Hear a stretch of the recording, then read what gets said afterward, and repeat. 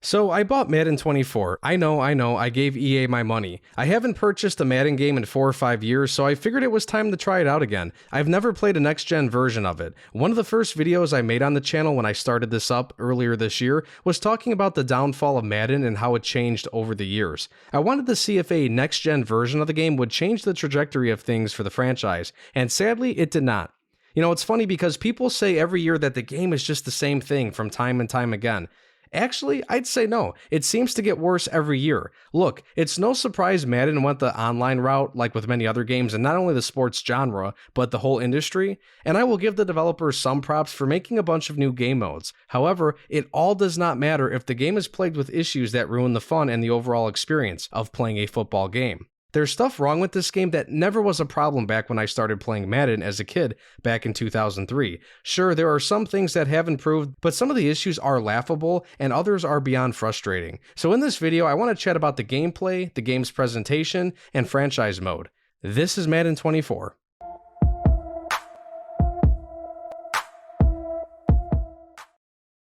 I'm going to start with the gameplay and presentation first, then I'll talk about my experience with franchise mode. I'll start with a positive. The game looks good. I'm playing next gen on the PS5, and it does look pretty good for the most part. I wouldn't say it's great, but it's the best the game has probably really ever looked. They did overhaul the presentation of the game, you know, the pre-game show, the halftime show, post-game stuff. Some of the animations and presentation aspects are pretty cool. The graphics are pretty nice. The halftime show is the same generic stuff, but I at least appreciate the fact that they show a legit highlight reel of the best plays from the first half.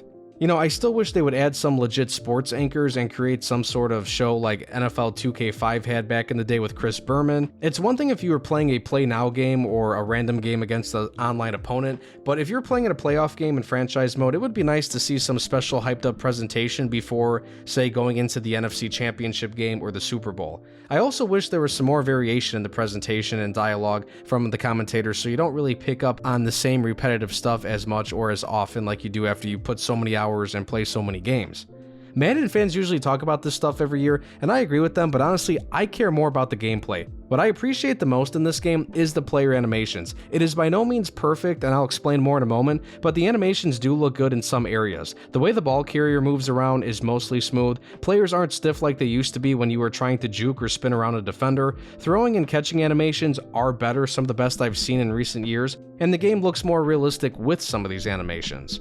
My biggest issue with the gameplay is the tackling. I've played Madden for like 20 years now, and I've never played a game with this kind of tackling. It really is shit. And it's not even tackling. I'd estimate that like 70% of the time defenders will push or use their shoulder to bring down the ball carrier. They did add a pile drive tackle, which is cool, but it's honestly off-putting to see it because usually players are just bumping into each other and falling down. And the tackling is worse when you end up pushing a guy down but forward, so he ends up gaining extra yards. I can't tell you how many times my opponent would get tackled and I'm pushing him a couple yards forward so he gets a first down or he lands into the end zone and it's a touchdown.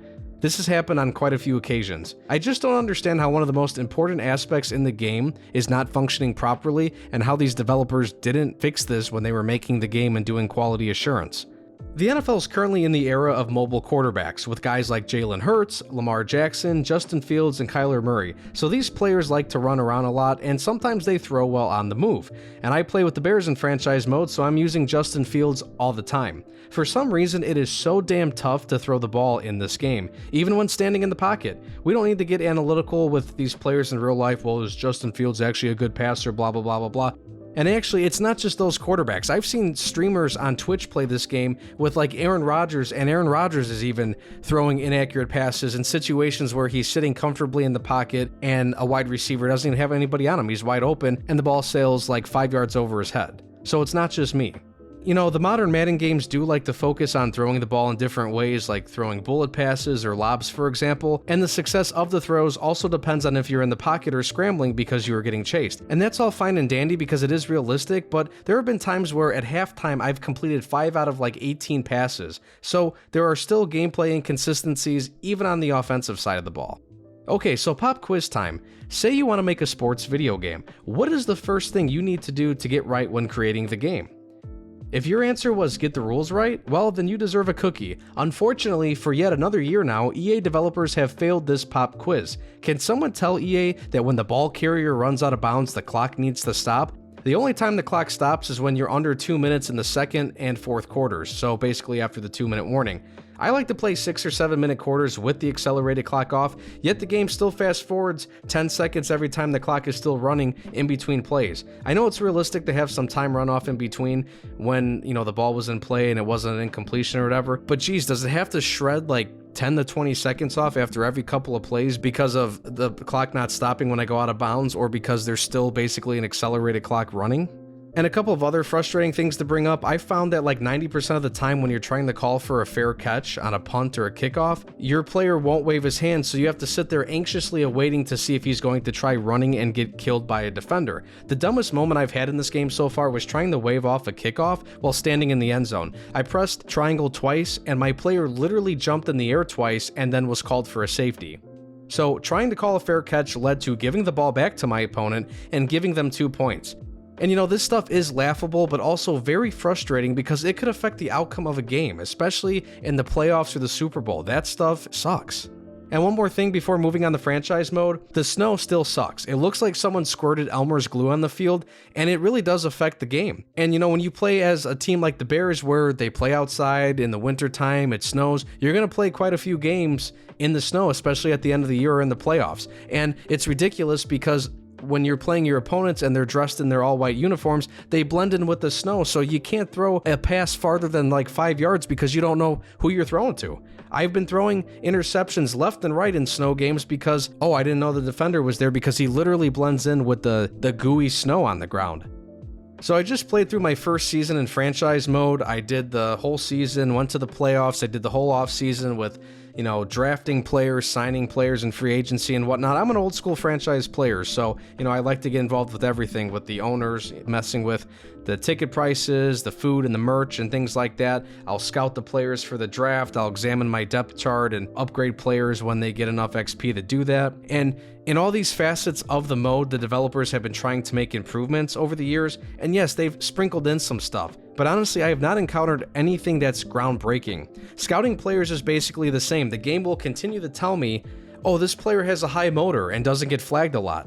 Okay, that's cool, but can he be the guy I draft to build around my defense? Is he a great middle linebacker? I don't know. Should I draft this guy to be my new number 1 wide receiver? No clue with that kind of information. The game does give you a decent idea of which players to consider at each position, but the game doesn't do a great job of providing you with a way to determine which guy out of the 3 you're considering is the guy you should draft. Signing free agents has been amped up a little bit. There's more information to look at when deciding which players you might want to offer a contract to, and the players have factors they will consider too, like the location of your team's recent success, and what kind of system they run. However, there are no bidding wars. I easily signed Nick Bosa, the top free agent in my offseason, and all I had to do was literally offer the amount of money that he preferred for the contract. You don't meet with them or anything. You don't actually actively discuss things, negotiations with them. It's just you throw however many years, however much money, you put that out there, and we'll see if he signs. So it's just the same old thing, really. And a couple of other things that tick me off, like I imported a draft class, of the realistic draft class for next year's draft, and all the players looked the same. They were default. And it sucked because the entire draft class just looked like generic players. They all wore the number 11 or 22. They didn't have gloves or sleeves or elbow pads or anything like that to make them look unique. And when I look at the depth chart, it would say, okay, this guy, it's a white guy who's an offensive lineman wearing number 51. Well, in the game, when I played my first game of the second season, they all looked that generic way, like I said. So I literally had to go into the player editor and manually make these guys look different. That is so ridiculous. Now, I don't know if that's because of the draft class or if there was a bug with, downloading that class. Again, that's an issue I've never had before in Madden. Why is this an issue in the next-gen version of the game? And then lastly, when you're trying to navigate through the menus, when you click to check out your depth chart, you have to wait a couple seconds for it to pop up. You want to check your stats, you got to wait a few seconds for it to pop up. You want to hit play next game, you have to wait a couple seconds for the game setup to pop up. Again, first time in 20 years of playing Madden where it takes an hour to do your off season because you have to add an extra 10 minutes to the load times in between the screens you're navigating through. It's just absolutely ridiculous. And basically, I'll wrap up my main point for franchise mode here. There's a lot of fluff within all aspects of the mode, and ultimately it does not do anything to make the game better. And even if this stuff did enhance my experience, it would just be for navigating through the menus. The issues with the rules and the actual gameplay itself makes this yet another average entry in the series. So I would not recommend buying Madden 24, and it gets a 6 out of 10 from me. Thanks for watching. I'll put in the end screen here of this video my downfall of Madden video, so you could go check that one out too. You can also listen to the podcast version of all my content on Spotify. Just search Analyze This Podcast. Actually, if you go to Google and search Analyze This Podcast, you'll find me on all the podcasting platforms. Also, I'm on X and TikTok, X at AnalyzeThis_YT, and TikTok at AnalyzeThis54_YT. Thanks again for watching the video, and take care.